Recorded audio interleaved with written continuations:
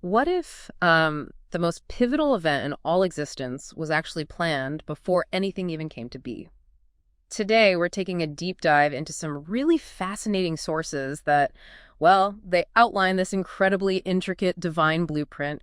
We're exploring creation, the nature of genuine free will, and a pretty surprising preordained solution to the challenge of love and rebellion. Yeah, our mission today is really to unpack how these, well, profound theological concepts are woven together. We want to uncover this meticulous sort of strategic design that stretches from before time right up to its ultimate fulfillment. And the focus is very much on how true, unforced free will actually comes into being for, well, all of creation. Okay, let's dig into this then. The material we've looked at presents this unique divine dynamic. You have a first God, the ultimate origin, right? And then a second God who, though, equal in divinity, makes this extraordinary choice. He chooses to enter creation itself, becoming a creature, willingly setting aside direct ownership of space-time, only to reclaim it later through some profound act.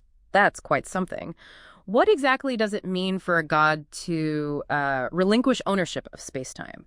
How does that choice shape the blueprint?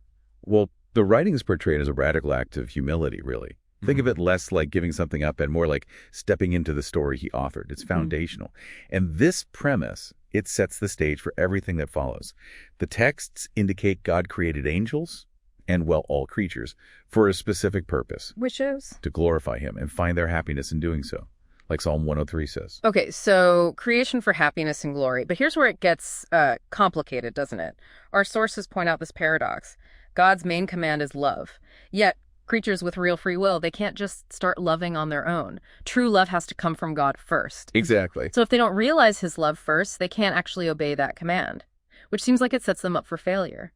How does God enable genuine, unforced love then, not just, forced obedience? Right, and this is where the blueprint shows its ingenuity.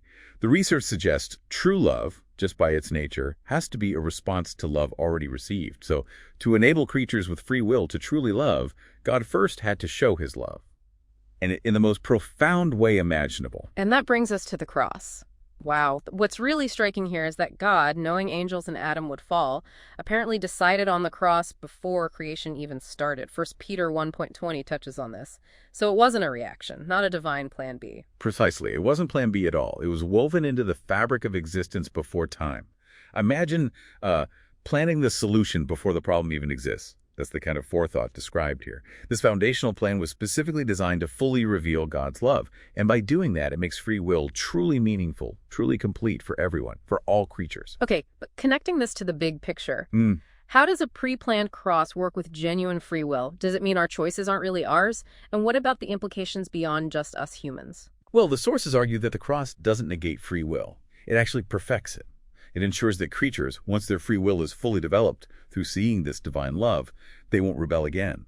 It's presented as the ultimate way to eradicate sin from space-time and bring creation to its intended completion. It's fundamental to the design. Right, not an afterthought. So what does this mean for us? And you mentioned angels. What about them? Our sources explain Adam's first resurrection, his perfected existence is crucial even for angels. How? How does Adam's story impact non-humans? Well, this act, Adam's resurrection, powerfully validates God's love and justice for them too. It shows them a pathway to perfected free will, removing any lingering doubt or potential for rebellion on their part.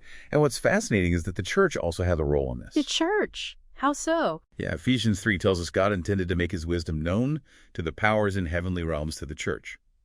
By demonstrating God's commands, the church helps solidify the angels' understanding of God's justice and love, which contributes to their perfected free will. It underscores that angels, like everyone, only know what God reveals, as Matthew 11 suggests.